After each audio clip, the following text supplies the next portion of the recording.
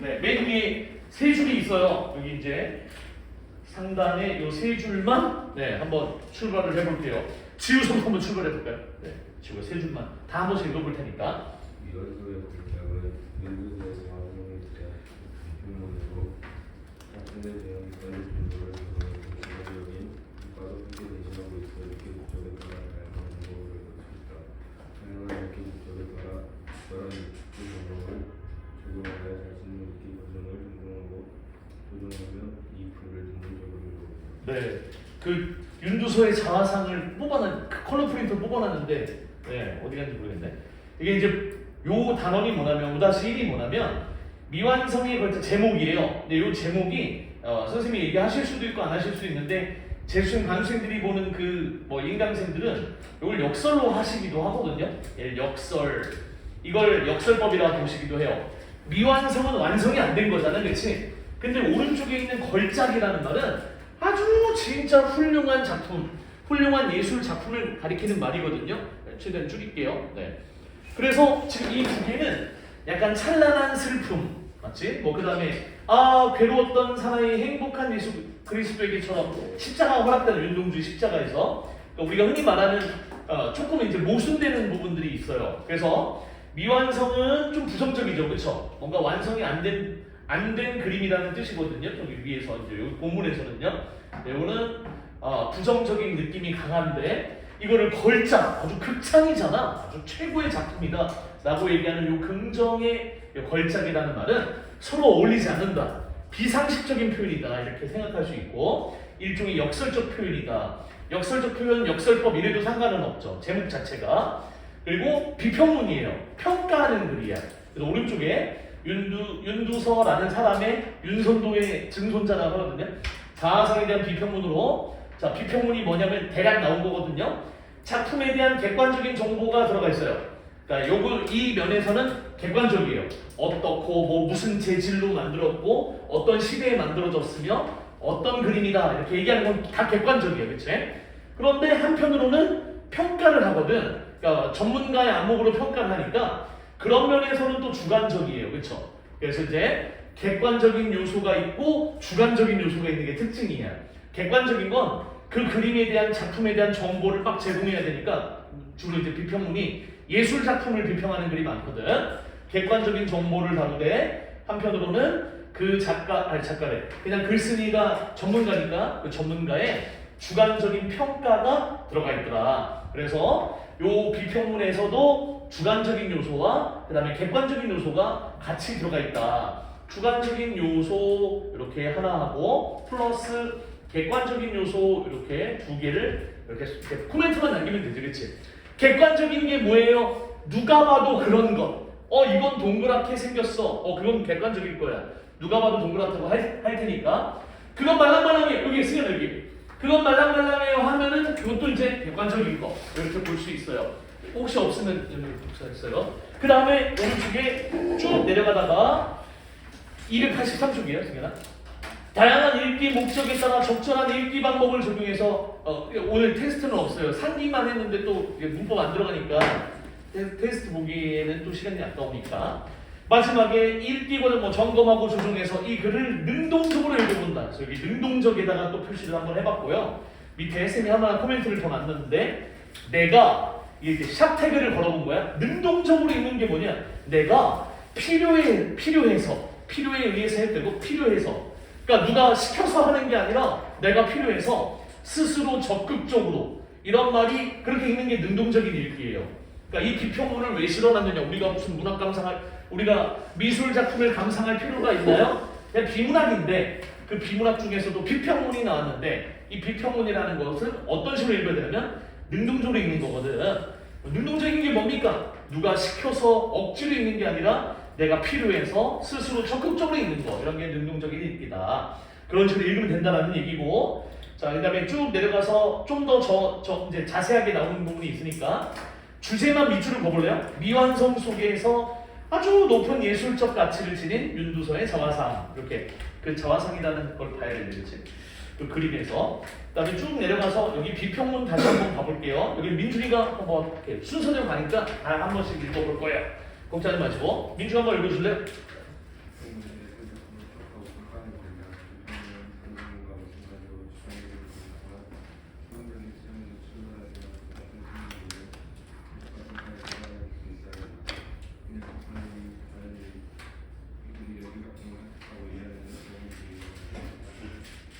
네, 세 줄 감사합니다. 예술 작품을 해서 저기 있었네. 질문 보죠? 저쪽인 줄 알고. 비평문이라 283쪽 이제 한지 얼마 안 됐어요. 예술 작품을 해석하고 평가하는 글이 비평문이에요. 그러니까 해석하고 평가한다라고 해서 그러면 해석하고 평가하니까 그런 면에서는 주관적이라는 얘기를 했었고, 그치? 감상문과 마찬가지로 주관적인 감상이 있을 수밖에 없고, 그 다음에 심미적인 체험, 그러니까 한마디로 야 이거 괜찮다, 진짜 잘 그렸다, 진짜 아름답다 라고 출발을 하지만 마지막에 비평문이다 보니까 아무래도 전문가적인 안목이나 견해가 필요한 거야. 좀 수준이 있어야 돼, 그치? 퀄리티라는 게 필요해, 그치? 단순히 내 일기장에서 야 이거 진짜 이런 면에서 좋고 이런 면에서 진짜 괜찮은 그런 그림이야 이렇게 쓰기에는 퀄리티가 너무 떨어지는 거야. 비평문은 여기 가운데 부분에 보다 설득력 있는 해석과 평가가 필요한 거예요.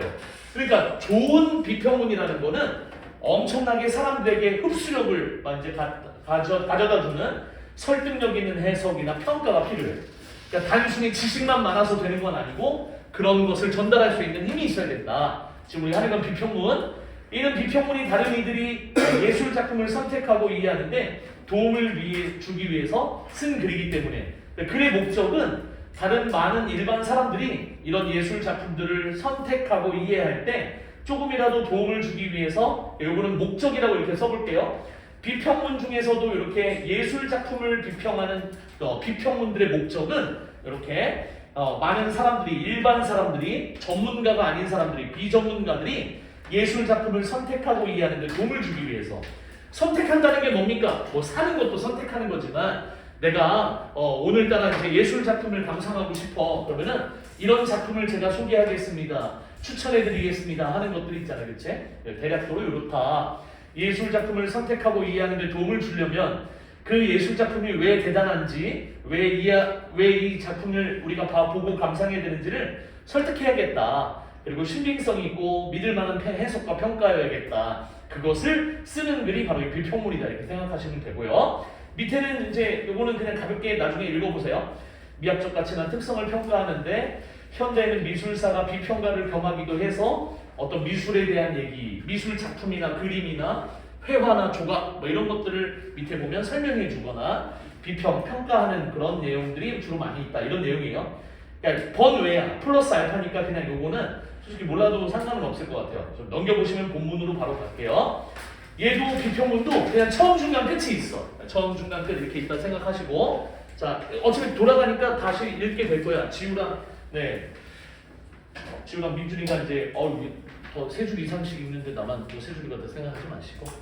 자, 민서부터 한번 출발할까요? 다 한 단락씩 읽을 수 있더라고 어제 보니까, 그렇지? 민서가 한번 다 읽어주실래요?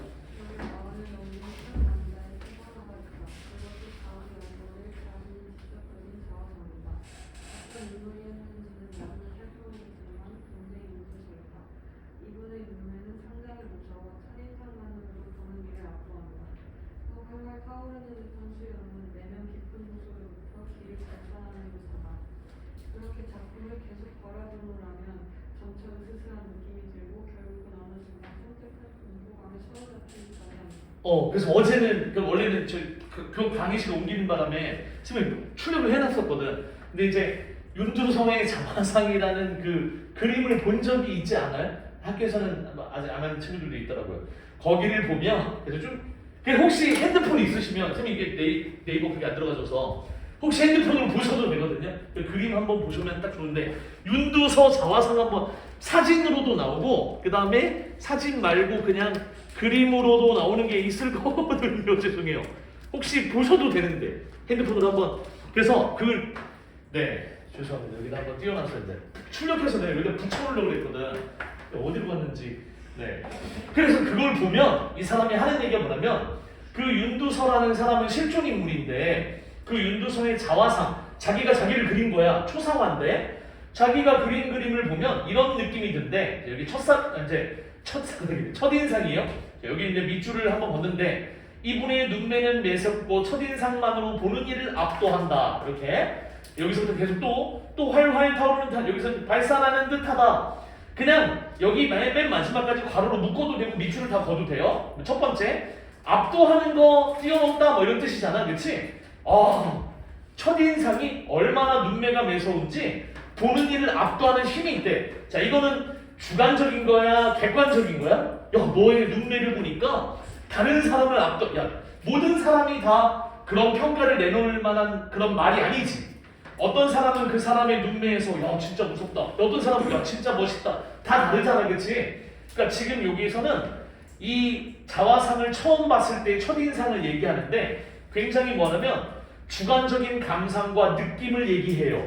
그러니까 주관적인 걸 이해하면 돼. 아까 비평문이 뭐라고? 평가하는 글이야. 굉장히 안목이 높은 안목으로 다른 사람에게 예술 작품을 소개도 하지만 이걸 선택해서 이걸 감상해 보세요라고 평가도 내리고 그 다음에 이제 해석도 해주고 그러니까 굉장히 막 고도의 높은 그런 걸 요구하는데 주로 없으시고 그런데 밑에 보면 그런 부분들 중에서도 이렇게 주관적인 부분들이 있다더라. 근데 그 주관적인 부분들이 하나같이 밑에 보면 이제 개인이 느끼는 감정들인 거지. 눈매가 매섭다, 보는 이를 압도한다, 맞지? 또 이제 오른쪽에 활활, 요거는 음성 상징을 하죠. 284쪽이에요.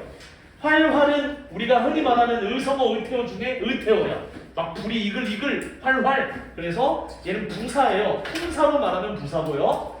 문장 성분으로 말하면 부사어고요. 그 다음에 우리가 문학에서 얘기하면 무슨 상징어? 음성 상징어라고도 하고요. 그 다음에 그냥 의태어라고도 해요. 이 하나의 말에 이렇게 엄청난 타이틀들이 많이 있어. 284쪽에 맨 위에 세 번째 줄입니다. 그렇죠?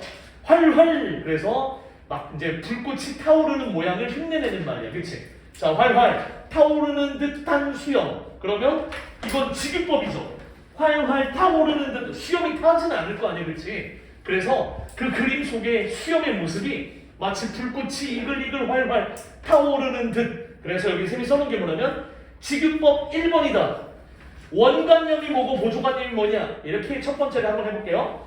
원관념 써놨을 텐데 안 써놨네. 네, 안 써놨군요.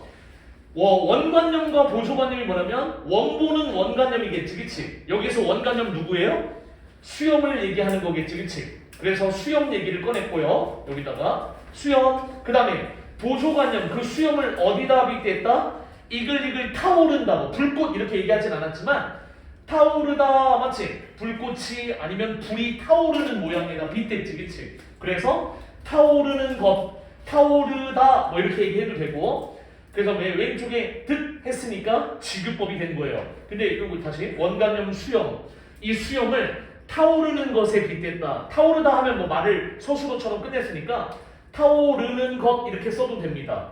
타오르는 것에 빗댔다. 비유를 했다. 보조관념이. 그다음 하나 더 있거든. 바로 오른쪽에 이 수염을 한 번 더 여기 밑에 보면 내면 깊은 곳으로부터 피를 발산하는 듯. 그래서 하나 더 있죠. 행위처럼 보조관념을 쓴 것 같은데 1번 타오르는 것으로 빗댔고 2번 기를 발산하는 것에 빗댔다. 기를 발산하는 것, 기를 발산하고 있는 것, 뭐 다 되죠, 그렇죠? 두 개야. 직유를 사용했고 비유를 사용해서 그림 속에 윤두서라는 그분의 수염을 비유했는데 직유다. 근데 수염이라는 원관념을 1번 타오르는 것, 2번 기를 발산하는 것, 마치 뭐뭐 하는 듯하다 해서 직유를 두 개를 사용했다. 여기 하나를 추가하려고 그러는 거야. 상기에서 우리 지난번에 배웠던 또 다른 시험범위 상기에서도 코끼리를 수식어, 피수식어 이렇게 나누는 거 기억나세요? 이 수염이 우리 상기에서는 예를 들어 코끼리였거든요, 그렇죠? 코끼리 원관념이었거든요. 근데 그 코끼리를 뭐 소의 몸, 마치 나귀의 꼬리, 뭐 이렇게 빗댔어요. 그러니까 코끼리는 이 수염은 다 뭐예요? 피수식어예요. 우리가 1학기 중간고사 때 배웠던 피동표현. 수식을 당하는 입장이지, 그치? 수식을 당하는 애가 누굽니까? 여기서 상기에서 코끼리였고 지금 이 부분에서는 수염이에요. 윤두서님의 수염을 피수식어라고 할 수 있어요. 그러면 밑에 있는 애들은 누구예요? 밑에 있는 애들. 코끼리에 아까 이제 비유를 하는 말들이 많이 나왔는데 여러 얘기들은 다 수식어들이겠지, 그치? 그러니까 수식어가 뭐고 피수식어가 뭔지를 이해하면 되겠다. 문제는 언제든 엮일 수는 있겠지만, 그치? 원관념이 피수식어야. 난 쟤를 표현하고 싶어. 내 친구가 진짜 착한데요. 그럼 그 친구가 피수식어야. 친구를 넌 천사 같은 너, 그러면 천사 같은 했으니까 직유법. 너는 천사야, 은유법. 그치? 그러니까 천사인 듯, 천사인 양, 천사같이, 천사처럼 다 직유법이지, 그치?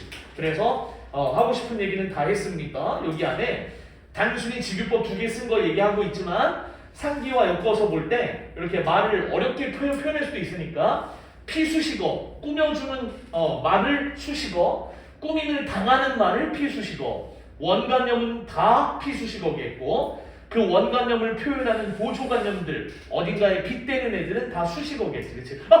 진짜 쉽다. 네, 이건 쉬운 거니까 네, 쉽게 이해하시고, 그쵸? 좀 약간 우습게 봐도 됩니다. 다만 기억만 해줘야겠지, 그치? 자, 그리고 그대로 한번 넘어가 볼게요. 이렇게 가보시면 수염은 내면 깊은 곳으로부터 길을 발산하는 듯하다. 이렇게 저기 다른 못 오는 결석한 친구들 이렇게 찍고 있으니까 그걸 봐도 되고요. 이 문법은 뭐 그래도 되는데 이건 안 그래도 되는데 혹시 나중에 이렇게 그냥 페이지 이렇게 출력해갖고 이 페이지 이렇게 그 그림 파일로 이렇게 해갖고 다른 학교 친구들 보면 이렇게 이거 달라고 하는 친구도 있거든. 그래서 혹시 그거 필요하면 얘기하시고 필기돼 있는 거 있잖아요, 그치? 자, 그리고 나머지 이제 밑에 그렇게 작품을 계속 바라보노라면 점차 으스스한 느낌, 뭐 이런 거 다 느낌은 주관적인 거잖아, 그치? 난 그 그림을 보고 굉장히 멋지게 느꼈는데 이 사람은, 이 글쓰기는 나름 전문가고 권위자거든요. 근데 으스스한 느낌도 들고 애프터 결국은 어느 순간 섬뜩한 공포감에 사로잡히기도 했대요. 주관적인 감상과 느낌과 그 다음에 그 그림을 처음 봤을 때의 그 첫인상을 얘기를 하고 있다. 아마 보면 알겠지만 이제 귀가 없거든요. 귀도 없고 목도 없고 맞지? 뭐 이렇게 없는 게 많거든요. 자, 나로 한번 가볼게요. 민서까지 읽었으니까 그 다음 치영이가 한번.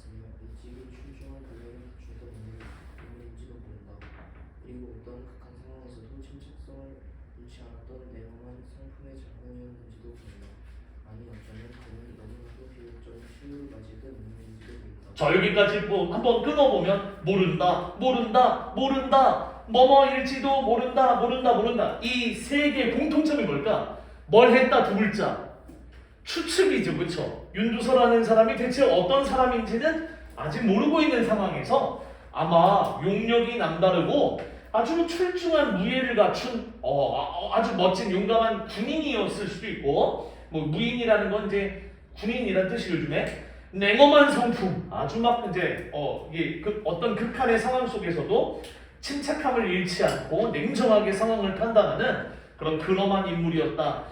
이제 오른쪽에 이제 보면은 용력, 냉엄 마치 이런 게 어휘풀이들 밑에 있어요, 그렇죠? 아주 엄격하고 냉정한 거, 그렇지? 오른쪽에 아니 어쩌면 그는 맨 마지막에 비극적인 최후를 맞이했던 인물은 아닐까? 다 추측이에요. 그래서 왜 끊었냐면 여기 이제 꺽쇠가루가 이렇게 있어요. 이 사람은 누구인가? 자기가 물어보고 자기가 이제 대답을 하는 측면이 있죠, 그렇죠? 일종의 문답법을 사용했어요. 그러니까 호기심을 유발하는 측면도 있어요. 원래 문답법은 잘 설명해 주려고 하는 거야. 상대방이 잘 이해할 수 있도록 이건 왜 그럴까? 아, 그건 이런 이유에서 그런 거야. 자기가 일부러 물어본 거야. 예상 질문을. 그래서 이건 문답법이라고 해도 괜찮고 문답법이든 뭐든 간에 소개를 확실히 하고 이 예술작품을 왜 그렇게 평가하는지 이유를 댄 거니까 이 문답법을 사용한 이유를 물어보신다면 이 자기가 왜 이 그림을 이렇게 평가하는지를 계속 얘기를 해줘요. 그렇죠? 그래서 근거를 들어준다. 뭐 근거라는 말을 써도 되고요. 그 다음에 이제 설득력이라는 말을 써도 괜찮을 것 같아요. 설득력을 높이기 위해서 근거를 이제 강화하기 위해서 내가 왜 이 그림을 이렇게 으스스하고 공포감도 느껴지고 뭐 아니면 이 그림을 왜 이렇게 이런 마음으로 표현을 했는지를 근거를 들어준 거다. 그래서 문답법 이퀄 근거 혹은 설득력 업 이 정도로만 적어주셔도 괜찮고 흥미나 관심 유도 유발 이런 것도 괜찮을 것 같아요. 잘 물어보면 대답을 해야 될 것 같은 느낌을 주잖아. 아마 무인인가? 이제 재미를 주는 거라기보다는 관심을 좀 유도했다. 좀 어그로를 끌었다. 자, 그러면 여기 추측이라는 말 썼잖아. 그 세 개가 다 추측이잖아. 그럼 누가 추측한 거다? 누가? 글쓴이가. 그래서 지금 이제 계속 나오겠지만 이 글의 글쓴이가 그 다음에 필자가 이런 말을 많이 써요. 어차피 이 글도 우리 상기처럼 글쓴이가 직접 드러나는 거지, 그치? 그래서 이것도 비문학이긴 하지만 글쓴이, 필자. 추측을 했다. 누가 추측하고 있는 거다? 글쓴이가, 필자가. 당연히 알 거예요, 그쵸? 여기까지가 이렇게 꺽쇠가로 있는 데까지가 그 추측의 세 가지였고요, 그쵸? 자, 그 다음에 체험을 계속 읽어주실래요? 첫인상은? 첫인상은 이렇게 보내는 기록속에 당연한 영역을 마련해지고 모델을 시작되면서 천만가지 상념의 뿌리가 된다. 그러나 첫인상은 그다지 믿을 만한 것이 못되는 경우가 많다. 인상이 반드시 그 인물로부터 나오거나 결정되는 것이 아니기 때문이다. 그가 입은 옷이며 그를 둘러싼 주위 구경이라든가 장소의 기분이나 빛의 흐름 등등 여러 가지 외적 요소가 거기에 더해지기도 하는 것이다. 그래서 첫인상을 꺼냈어. 여기에 중심 소재다라고 해서 이 단락에서 제재, 주제와 밀접한 관련이 있는 소재, 제재라고 해도 상관은 없을 것 같은데 첫인상 얘기를 계속 꺼내요. 이 자화상의 첫인상. 자, 첫인상은 이렇게 보는 이의 강렬한 에너지의 강렬한 에너지의 낙인을 찍어서 오래도록 지속되면서 천만 가지 상념을 뿌리게 된다. 여기까지 이제 밑줄을 한번 거보면 이 말은 좋은 말일까 나쁜 말일까 따져봤는데 이런저런 천만 가지 상념, 생각들의 뿌리가 돼서 그 첫인상을 통해서 우리는 막 다양한 상상을 한다는 거야. 그러니까 이 말은 긍정적인 서술이에요. 그러니까 조금 좋게 평가한 거야. 긍정적 평가, 뭐 이렇게 한번 해볼까요? 뭐 평가, 이렇게. 첫인상이라는 게 이렇게 무서운 거야. 이렇게 나쁜 걸 얘기한 건 아니고 첫인상이라는 건 이렇게 보는 이의 기억 속에서 강렬한 낙인을 찍어서, 근데 낙인 자체는 나쁜 말이야. 이마에다가 노자를 딱 찍어갖고 평생 노비로 살게 만든 그 조선시대 그 도장을 낙인이라고 하지, 그치? 불에 지진 거야. 근데 그런 게 낙인이니까 낙인은 별로 좋은 게 아닌데 에너지의 낙인이라고 했지, 그치? 그러니까 좀 좋은 원천이 된다 이거야. 에너지의 그런 근원이 돼서 에너지를 계속 이제 존재하게 만들어서 오른쪽에 이런저런 천만, 백만 할 때 그런 천만이겠지? 수많은 상념, 이런저런 생각들의 뿌리가 되도록 만들어준대. 그래서 첫인상은 긍정적인 거야. 그래서 이게 긍정적이라는 말을 썼어요. 뿌리가 된다! 여기 밑에. 천만 가지 상념의 뿌리가 된다 밑에다 긍정적이라는 말을 적어주세요. 자, 그 다음에 이제 뭐가 나오냐면 여기를 비워두는 거야. 여기를 네모칸으로 두고 다음에 들어간 알맞은 접속사. 그러나 이게 안 나오고 네모 빈칸을 두고 뿌리가 된다. 그런데 첫인상은 그다지 내가 지금 그랜드 아니고 화제 전환이니까 정확하게는 하지만 그러나요, 그쵸? 하지만 첫인상은 그다지 믿을 만한 것이 못 되는 경우도 많다. 앞에까지는 긍정적인 얘기를 하다가 첫인상에 이번에는 첫인상의 부정적인 얘기를 꺼냈지. 그래서 이 두 개의 이제 문장의 흐름을 문맥의 흐름을 기억했다가 이 네모 안에 들어간 알맞은 접속사 하지만 그러나, 그치? 여기에 들어가면 좋겠다. 그러나 왜?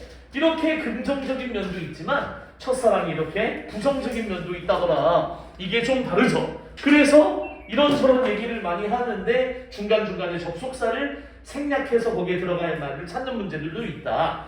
요거를 좀 기억해 주시고, 첫인상이 반드시 그 인물로부터 나오는 것이나 결정되는 게 아니기 때문에 이 첫인상이라는 것을 믿을 만한 것으로 보기는 힘든 경우도 있더라. 그러면 그 사람 자체가 아닌 뭘 첫인상으로 삼느냐? 옷이라든가 그를 주위를 둘러싼 배경이라든가 마침내 나열했잖아요, 그렇죠? 여기에서 쓰인 내용 전개 방식 하면 열거라고 해도 괜찮아요. 첫인상이 그 사람 말고 그 사람 외적인 것이 영향을 주는데 그 영향을 주는 것들을 이 외적인 요소들을 나열했잖아요, 그렇죠? 여기서 쓰인 내용 전개 방식이 무엇입니까? 내용을 펼쳐나가는 방법이 무엇입니까? 물으신다면 열거법 하면 돼요. 나열을 했으니까, 그렇지? 그래서 밑에 옷, 그 다음에 주위 배경, 그 다음에 그 장소, 그 장소에 특별했던, 독특했던 빛의 색이라든가 빛의 색깔이라든가 등등등 이런 여러 가지 외적 요소가 첫인상에 영향을 주더라. 그러니까 한마디로 지금 우리가 보고 있는 이 윤두서의 자화상이라는 이 인물의 초상화는 그 사람 말고도 그 사람을 둘러싼 외부 환경, 그 사람을 그린 그 그림의 이제 질감이라든가 종이의 질감이라든가 빛이라던가 맞지? 그 종이 색깔이라던가 그 펜이나 붓의 맞지? 뭐 두께라던가 이런 것들이 영향을 충분히 줄 수 있다. 그래서 마지막에 윤두서님의 자화상을 보고 이 사람이 느꼈던 주관적인 감상과 첫인상 얘기를 꺼냈고, 첫인상이라는 게 이렇게 그 사람을 직접 평가하는 면에서는 좋은 면도 있어. 이 사람에 대해서 천만 가지 생각이나 상상을 할 수 있으니까. 하지만 첫인상이 그다지 믿을 만한 정보가 못 되는 경우도 발생해. 왜냐하면 그 사람 자체가 아니라 그 사람을 둘러싸고 있는 그 인물의 주변의 외적인 것에도 영향을 많이 받기 때문이야 라고 이제 한마디로 좀 꺼낸 거예요. 자기가 이제 뒤에 할 얘기를 꺼낸 거예요. 윤두서의 자화상은 그 자체만으로 아니라 그 이제 그 외적인 게 되게 많거든, 그렇지? 미완성이라는 말도 그렇고 글이 다 많은 거야, 그렇지? 이제 밑에 이제 그게 나올 거고. 그래서 여기까지가 이제 계속 이제 뭐 이어지는데 처음이었고요. 계속 이어가는 건 면에서는 뭐 특별한 건 없어요. 그 다음에 나연이가 한번 읽어주세요. 나연이가 읽어주시면 계속 지금 앞으로도 가고 있어. 하나씩 읽는 거예요. 네.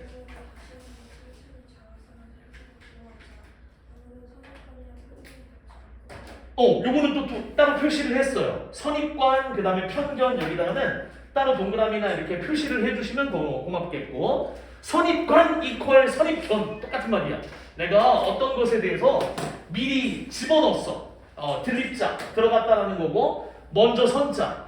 저 사람이 어떤 사람인지도 모르는데 내가 이미 저 사람에 대한 평가를 내가 집어넣었어. 그러니까 선입관이나 편견. 편견은 뭐냐? 치우친 거 얘기하는 거죠, 그렇지? 내가 좋아하는 것만 먹는 거 편식. 내가 좋아하는 것만 좋아하는 거 편해. 맞지? 편견. 내가 그렇게 그런 면만 보는 거야. 좋은 것만 보는 게 아니라 그 사람이 싫으면 그 사람의 싫은 면만 보는 것도 편견이잖아요. 그렇죠? 그러니까 이 편견이나 선입관이나 선입견이라는 말도 있지만 다 나쁜 말이지. 그렇지? 그래서 밑에 자, 다시 한번 이제 자화상을 천천히 살펴보는데 아무런 선입견이나 편견을 갖지 않고서 말이다 했으니까 이걸 비워두고 또 여기 들어갈 말 있으니까 선입관, 편견, 선입견 요 말을 잘 이해 좀 해주시고, 그래서 이제 표시를 하게 한 거는 거의 중요한 단어니까. 자, 그래서 제일 먼저 본 거 한번 얘기를 해주시면 다시 계속 읽어주실래요?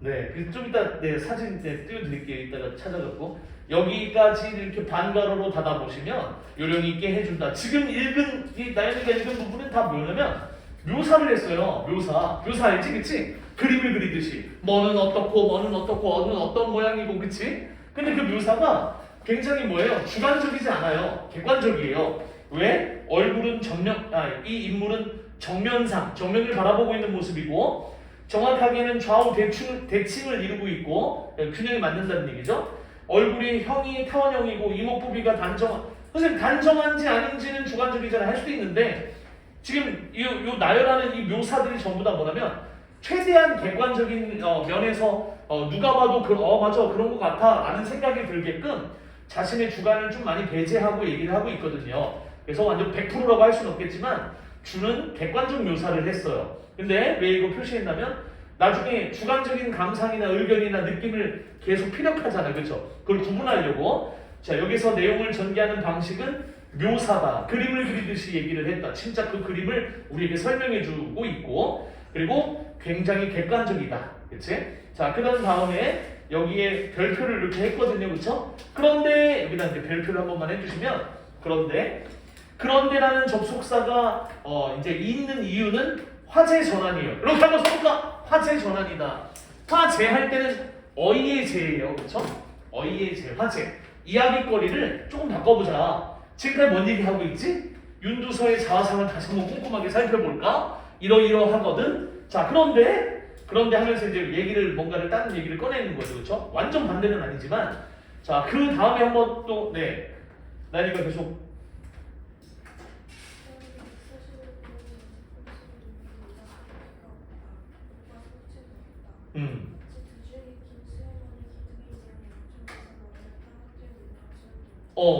보시면 그 그림 보시면 밑에가 없어요. 그냥 수염만 있고 목도 없어요. 그렇죠? 얼굴만 떠 있어요. 그러니까 좀 기괴한 모습인 거지. 자, 여기 쌤이 써놓은 건 뭐냐면 이 밑에 여기 자습서의 코멘트들은 학교 선생님의 그 주석 교과서에도 그대로 달려 있어요. 쌤도 맨날 비교는 우선 하거든요. 선생님 교과서에 혹시라도 뭔가 더 적혀 있는 게 있거나 강조하는 게 있으면 그것도 얘기해야 되고, 거의 대부분 자습서가 비슷해요. 이제 이 코멘트도 또 거의 똑같고요. 글자 하나까지도 다 똑같아요. 근데 이제 오른쪽에 보면, 그래서 이제 거기에서 플러스 알파를 좀 생각을 해보면, 이분이 묘사를 하되 굉장히 뭐하냐면 이 묘사들은 세밀한 묘사예요. 그러니까 뭐냐면 대충 보고 누구나 느낄 수 있는 걸 얘기하는 게 아니라 아주 자세하고 세밀하게 그림을 그리듯이 이런저런 얘기를 꺼내고 있거든요. 그렇죠? 그래서 이 묘사에 수식어를 붙인다면 세밀한 묘사를 하고 있다. 아주 세밀하고 자세하게. 그리고 이 자세하고 세밀한 묘사에서 오른쪽에 보면은 여기에 긴 수염만이 또 이제 직유법이 또 쓰여갖고 기둥인 양, 그러니까 이 얼굴을 떠받치고 있는 기둥처럼 수염이 이렇게 양옆에서, 그래서 얘도 또 직유법이 쓰였어요. 근데 얘가 뭐뭐인 양 할 때 이 양을 잘 모르거든, 그렇지? 그러니까 뜻은 알아. 뭐뭐인 듯, 그는 마치 뭐 악마인 듯, 천사인 듯, 마치 천사처럼 천사같이, 다 직유법이거든. 인 양도 직유법이에요, 그렇죠? 그는 마치 천사인 양, 나를 향해 웃고 있었다 했을 때 인 양, 뭐뭐인 양 할 때 그 양도 직유법이 알았죠?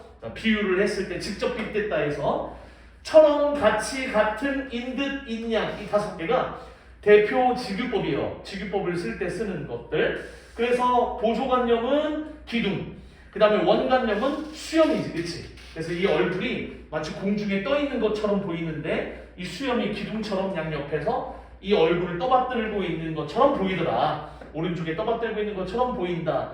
이것도 그냥 사실적인 거지, 그치? 근데 이 뭐 직유하고 비유하는 것도 주관적인 것들이 있죠, 그쵸? 그래서 이제 이 밑에부터는 이제 주관적인 의견이나 느낌들을 많이 얘기하죠, 그쵸? 자, 그 다음에 또 계속 읽어주시면 어쩌면 한번 더 읽어주세요, 나연아. 네.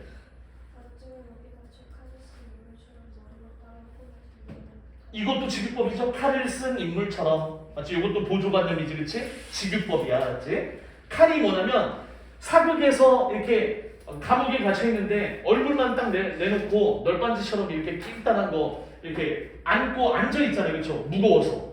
그러니까 탈출은커녕 이제 감옥 안에서도 마음 놓고 이렇게 이동을 할 수 없고 움직일 수 없게끔 만드는 거, 그걸 칼이라고 해요. 옛날에 뭐 이제 춘향전 같은데 보시면 변사또가 춘향이 죽이려고 하는 그 전날, 맞지? 이몽룡이 거짓골을 하고 나타난 그날도 춘향이는 이렇게 칼을 차고 있죠. 그 날카로운 칼 말고 목에다 차는 걸 얘기해요, 그렇죠? 일어설 수가 없어요. 그러니까 계속 그걸 받들고 그냥 어깨의 힘으로 마치 이렇게 누르고 계속 그런 고통을 당하고 있는 거죠. 마치 이제 얼굴만 딱 내밀고 있는 것처럼 칼을 쓴 인물처럼 그렇게 보이더라. 직유법. 자, 이제 끝나간다. 자, 밑에 머리는 여기 한번 이제 뒤에만 마지막으로 한 단락을 다 읽는 거거든, 그렇지?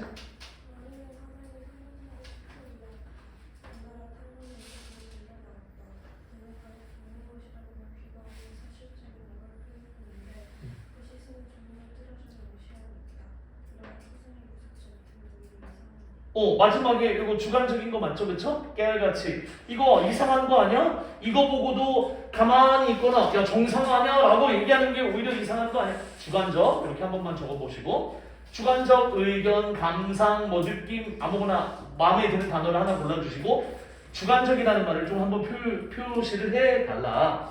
이거는 글쓴이가 개인적이고 주관적으로 느끼는 부분이니까. 그 다음에 이제 쌤이 여기에 써놨어요. 이렇게 써놨어, 밑에. 일반적인 자화상의 화법은, 이 화법이 뭐냐, 말하는 화법 창문할 때 그거 말고 그림 화자에, 그쵸? 일반적으로 초상화나 이렇게 자화상을 그릴 때는, 자기가 자기 모습을 그린다거나 아니면 다른 사람의 모습을 그려주는 이 초상화를 그릴 때는 제일 키워드가 뭐냐면 극사실이에요, 그쵸? 마치 증명사진을 찍은 것 마냥 우리가 알고 있는 이제 대표적으로 왕들이나 유명한 사람들의 이제 그 이름이 갑자기 생각이 안 나네. 영정이라고도 하고, 그렇지? 영정사진 말고 영정이라고 불리는 그 이제 그림들이 있잖아. 그런 것들을 보면 다 극사실이에요. 극사실. 근데 이 사실 중에서도 극적인 사실, 아주 사실을 충만하게 100% 담아야 된다는 건데, 윤두서의 자화상은 이런 화법의 모습과는 많이 다르죠. 완전 전면으로 혹은 전면적으로 배치된다. 배치 등 돌릴 배자를 쓴 거예요. 어디다가 배정하고 배치하는 거 말고 등 돌릴 배자 전혀 다른 모습으로 완전 바꿔서 내놨다. 반대된다. 윤두서의 자화상은 극사실과는 거리가 멀어요. 귀도 없고요, 목도 없고요, 그렇죠? 그래서 얘는 그 당시에 초상화나 자화상을 그릴 때 그런 화법과는 많이 다르더라. 그리고 하나만 더 여기만 코멘트를 이렇게 냈습니다. 그러니까 자화상에서도 이렇게 인물을 외양을 묘사했는데 이 4개 있죠, 그렇죠? 굉장히 분석적이고요. 그 다음에 해석을 하잖아요, 그렇죠? 이 사람 전문가거든. 그래서 미술에 대해서 잘 모르는 사람들에게 이 그림에 대해서 평가도 내주고, 그 다음에 아까도 말했지만 추천도 해주고, 왜 이 미술이 이제 예술로서의 가치가 있는지를 막 알려줘야 되거든요. 해석적일 수밖에 없어요. 묘사적인 건 우리가 지금 봤던 거겠지. 그림이니까 아무래도 그림을 막 설명하는데 그림을 그리듯이 막 얘기하죠. 그 다음에 나름의 그 평가의 근거를 들어주지, 그치? 굉장히 논리적일 수밖에 없다. 이 4개가 계속 이 글의 전체의 특징을 좌우하고 있다. 자, 이렇게 여기까지 쓰셨으면 오른쪽에 이렇게 넘겨보시면 여기 뒤에 여기 이제 4번에다가 이렇게 별표를 했어요. 여기다 4번에다 자, 뒤를 보시면은 287페이지에 여기다가 인물의 귀나 목이나 상체가 없다. 그 다음에 밑에 탄권이 뭐냐면 모자거든요, 그렇죠? 옛날 양반들이 실내에서 쓰고 있는 모자. 우리 1000원짜리 퇴계 이황 선생님의 그 모자, 율곡이 선생님의 모자, 이 모자가 바로 탄권이야. 밑줄로 한번 그어주시고 287페이지에 자, 그 다음에 요 밑에 극사실로 그려진 일반적인 자화상에 그림 그리는 법과 배치된다. 밑에 배치 반대의 성격을 가진다. 반대의 성격, 반대 성질, 아무거나 여러분들이 원하는 걸로 써주시면 좋겠습니다. 화법과 배치가 된다. 자, 하면 좋긴 한데, 그치? 이따가 2번까지만 해놓고, 그 다음에 문제를 풀 수 있는 시간을 드릴게요. 어차피 원장님이 좀 2시에 오실 거예요. 이렇게 샌드위치 가지시고. 자, 바로 가보시면 그 다음에 란데요, 그쵸? 저기 여기 좀 많으니까 뭐 반반씩 읽으면 되지 않을까? 여기 뭐 있었다까지만 승윤이가 있고, 그다음에 나머지 또 만약부터는 또 유라가 있고, 이렇게 계속 뻗어나가는 거예요. 승윤아, 여기까지만 읽어주세요. 윤두서의 자화상은 조선왕 가운데서 최고의 명작, 부의 명작이라고 해서 국보로 지정돼 있다. 이건 사실이죠? 이건 그냥 사실, 객관적인 사실을 정보를 제공하는 거지, 그치? 얘는 객관적인 거죠, 그쵸? 초상화 가운데 최고의 걸작, 불의 명작이라 일컬어지면 일컸다가 내가 혼자 한 말이 아니라 주장하는 말이 아니라 많은 사람들과 전문가들부터 그렇게 인정받고 있다는 얘기예요. 그 이름이 윤두서의 자화상이지. 윤두서의 자화상이 이렇게 오르내리는 걸 일컸다라고 해요. 일컬어진다.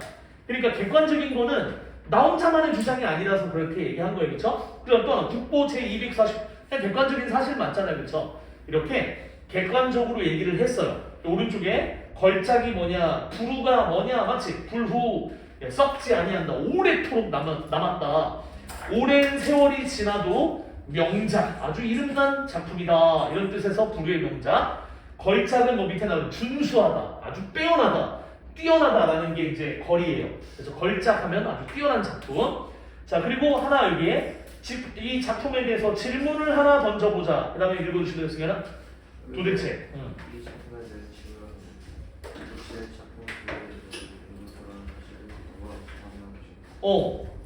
다른 사람의 이름이 누군지 알려주는 글씨가 한자도 없다. 그러니까 이 그림에는 아무것도 없어요. 근데 필자가, 그러니까 글쓴이가 의문을 제기한 부분이에요. 그러니까 글쓴이가 의문 제기한 게 뭐 어쨌다고 할 수도 있는데 글의 가장 중요한 부분에 딱 2번 물음을 던지거든.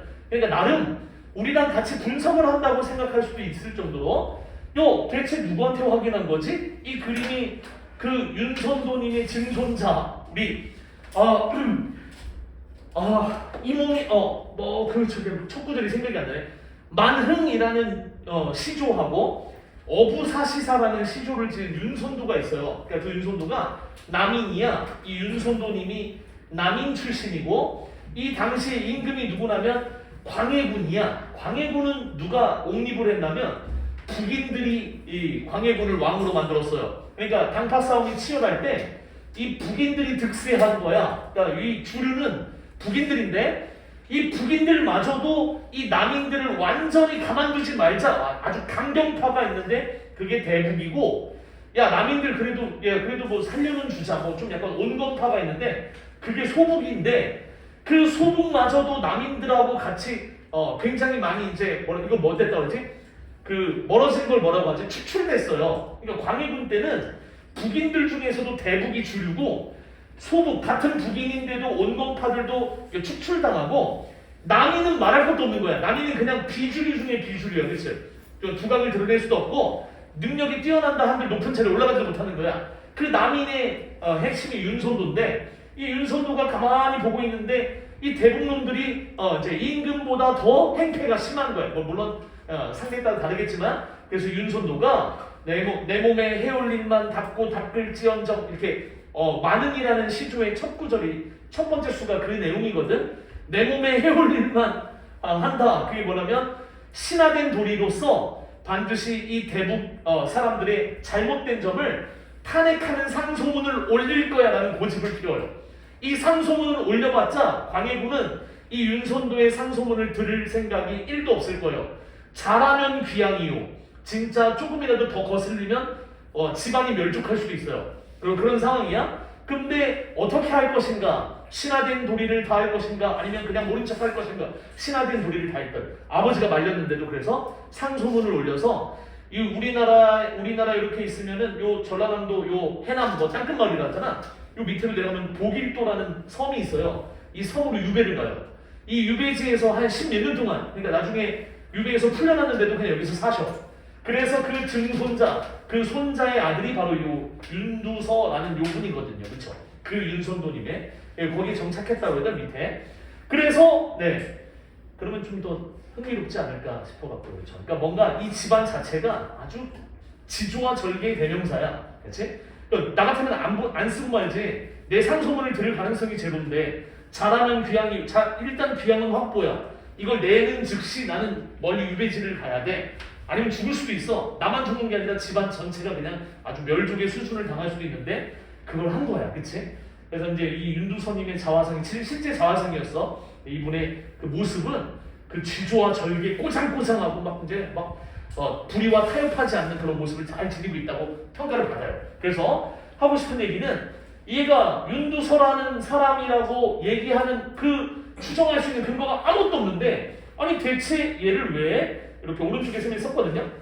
타당한 근거나 합리적 추론이 필요한 부분인 거야. 그치? 그게 없죠. 지금 이제 그걸 하려고 하는 건데 타당한 근거, 마치 얘가 왜 윤두서라고 할 수 있겠습니까? 라고 타당한 근거나 아니면 추측이라면 합리적으로 나한테 한번 얘기해봐. 합리적 추론 이런 것들을 이제 뭔가 이끌어내야 되는 상황인 거야. 이 그림 속에 인물이 어떻게 윤두서입니까? 라고 물어보는 거. 그래서 오른쪽에 이제 나중에 보면 여기 이런 게 나와요. 윤두서 자화상에 대해서 글 쓰니까 이런 의문을 가졌고 그걸 어떻게 해결하는지가 나와요. 이제 밑에 그 윤두서님의 친구의 그 부분에서 이제 이걸 찾거든요. 자, 윤두서에게는 저기 누구야? 한 번만 한 줄만 더 읽으면 되거든, 승현아. 윤덕희. 윤두서에게는 나는 손자 그림을 제작했던 제손 그 다음에 유라가 나머지도 읽어줄래요? 만약 현 작품이?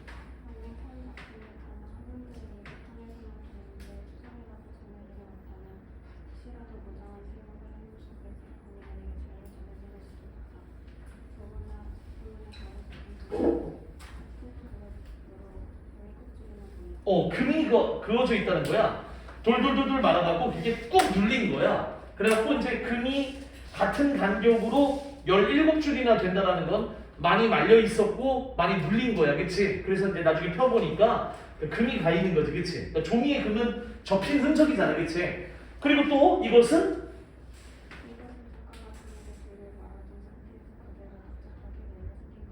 그 다음부터 이제 밑줄 그어주세요. 네.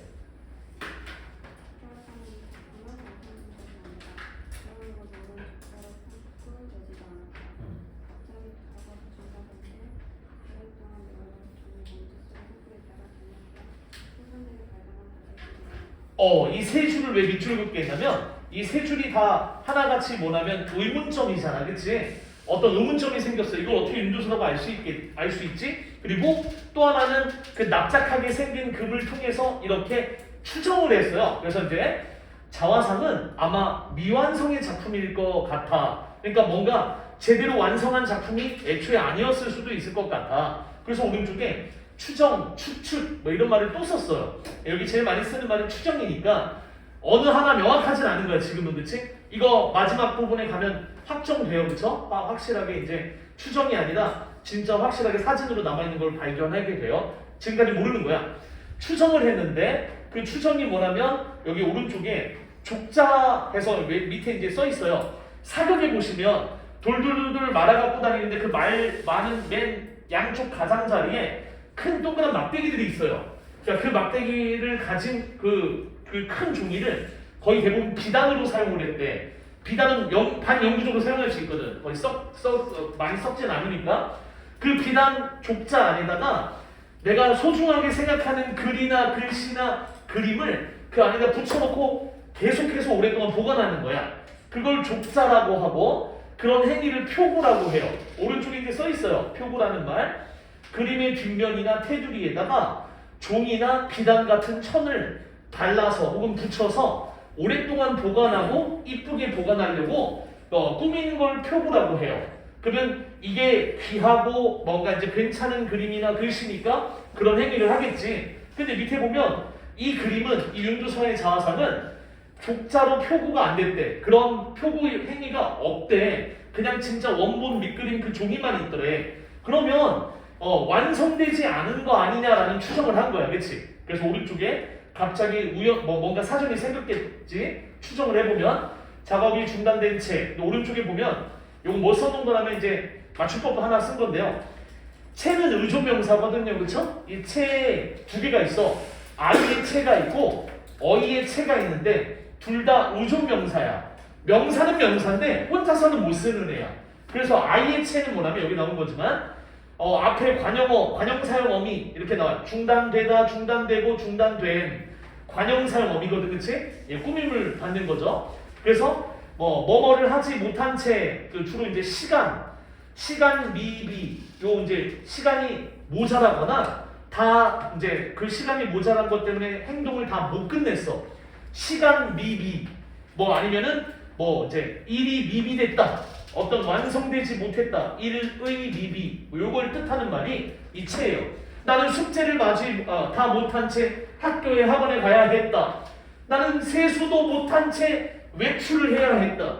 나는 집안 정리도 끝마치지 못한 채 청소도 다 못한 채 이런 거 있지. 다 못 끝냈다 이거지, 그렇지? 미비된 거 그건 채고요. 마지막으로 미비라는 말을 썼어요. 미비 하나는 뭐냐면 채, 어이의 채도 있어요. 어이의 채는 진짜 쉽거든. 얘도 의존명사요. 잘난 척, 아는 척, 맞지? 모르는 척. 이 척하고 똑같은 말이 채이거든요. 어이의 채. 그래서 요 두 개가 똑같이 의존명사고 이렇게 아이 어이만 다를 뿐인데 이렇게 똑같이 의존명사로 사용이 된다. 혼자서는 못 쓰고요. 앞에 관형어의 꾸밈을 받아야 돼요. 그래서 뭐뭐 하지 못한 채 뭔가 미비됐다, 다 못했다 라는 얘기를 할 때는 아이의 채를 쓰고 그다음에 이제 척 맞지? 없는데 있는 척 맞지? 이런 거 척, 채 똑같은 말이거든 완전. 일단 어이의 채를 쓴다. 그래서 작업이 중단된 채로 이렇게 한 걸지도 모른다 라고 의문 혹은 의문 말고 추정 이렇게 얘기를 하면 되겠지, 그치? 이런 추정을 해봤어요. 이런 의심을 해봤어요. 그래서 아마 얘는 미완성일 거야. 하나만 더 해보고 밑에를 내려가 보시면 지우가 한번 읽어주시면 되겠죠?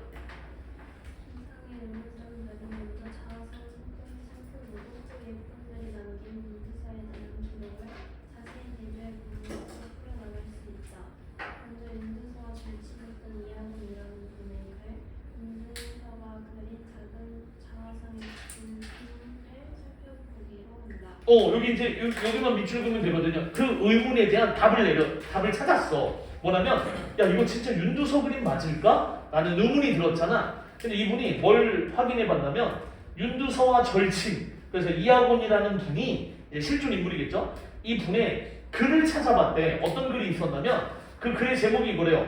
윤두서가 그린 작은 자화상에 붙이는 찬문 한마디로 덧붙이는 그림이 이렇게 있으면 요 옆에 조그맣게 마치 뭐 코멘트 같은 거 다는 거 있지. 아주 짤막한 뭐 말이나 글귀나 그 조그만 글을 다는 거. 그게 찬문인데 그 이화곤이라는 분의 찬문이라는 그분의 책에 그 찬문이라는 요 글귀가 있더래. 그걸 보고 밑에 보면 아까 윤두서가 아닐까? 혹시 왜 윤두서라고 했지? 라는 의문을 해결한 거야. 자, 하나만 더 보시면 이 밑에 있는 거 맞지? 요것만 네 이번에 네, 연우가 한번 읽어주시면 6자도 안 되지 않는 네.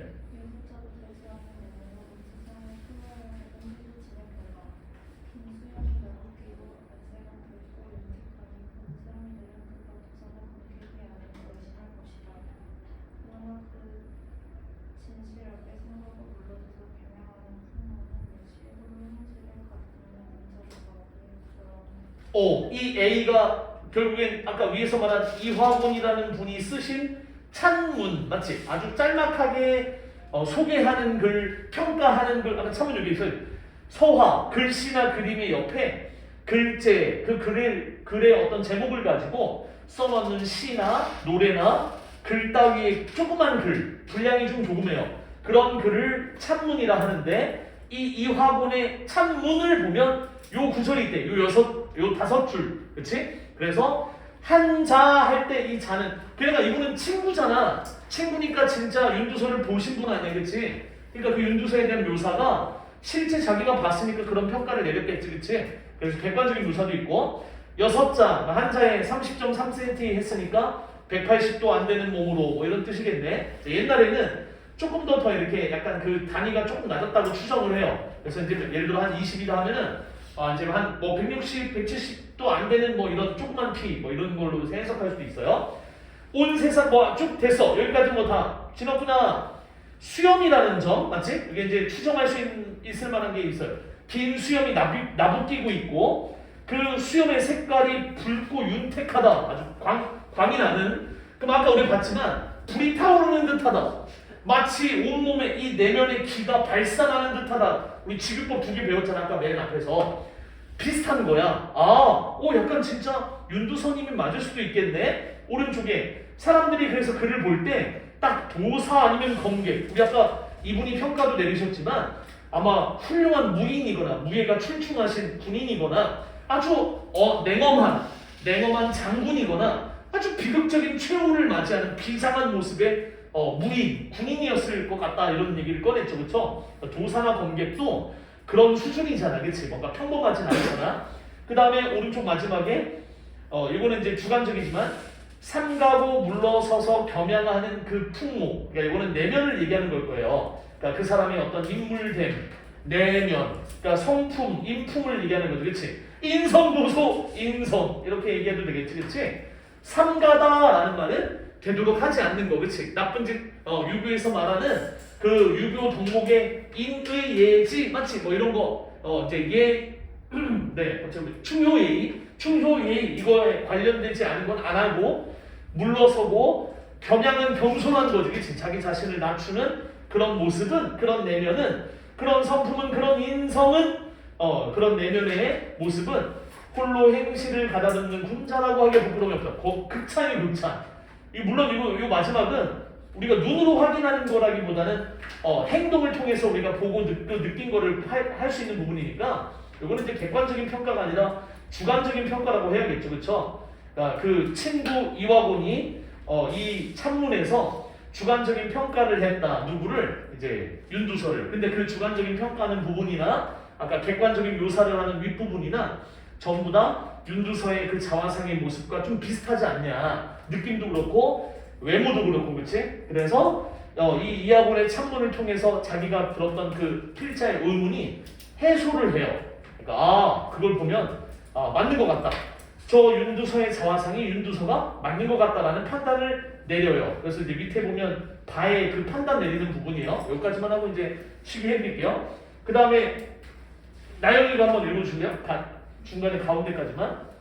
천문에 묘사된 인물의 생기는 분명 윤두서의 자화상 속에 들어갔다.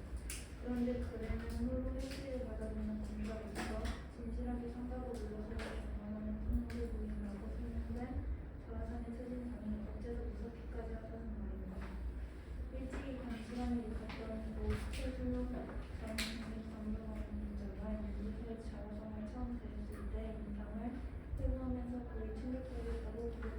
모든 비문학은 우리가 이제 뭐 모의고사를 풀 때나 이렇게 교과서에 있는 내신에서의 비문학을 볼 때나 접속사는 항상 중요하게 표시하면 돼요. 그러니까 세모를 계속 세면 습관처럼 하는 거고요.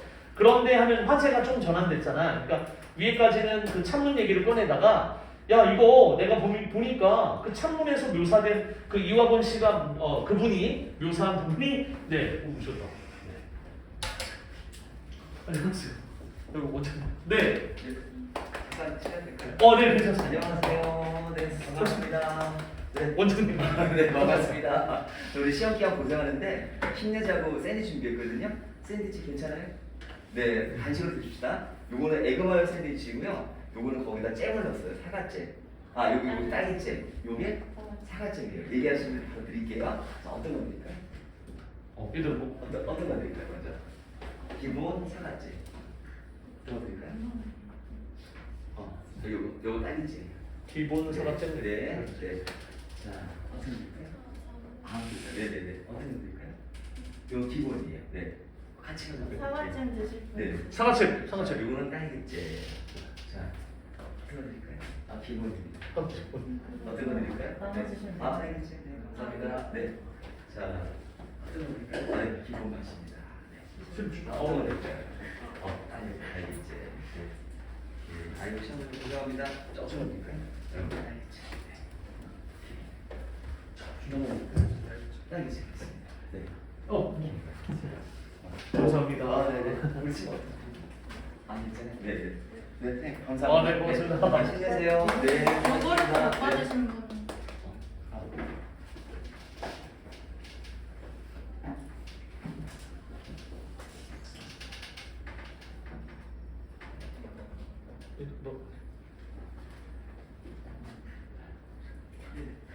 네, 고맙습니다. 일단 먹고.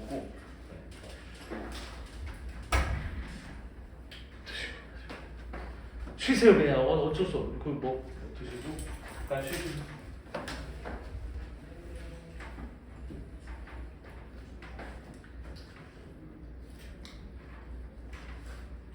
아까 청라고 애들이 내 이름을 팔고 2번을 먹으러 갔. 원주 선생님 또 맛있다고 더 먹어도 된다 그랬는데 여기 또 선생님 안 그래. 혹시 진짜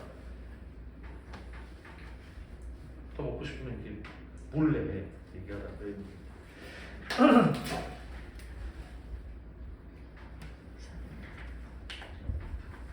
4분이니까 뭐 이제 한 15분 드릴 테니까 드시고 이제 20분에 할 테니까 쉬세요. 잠깐 멈춰요.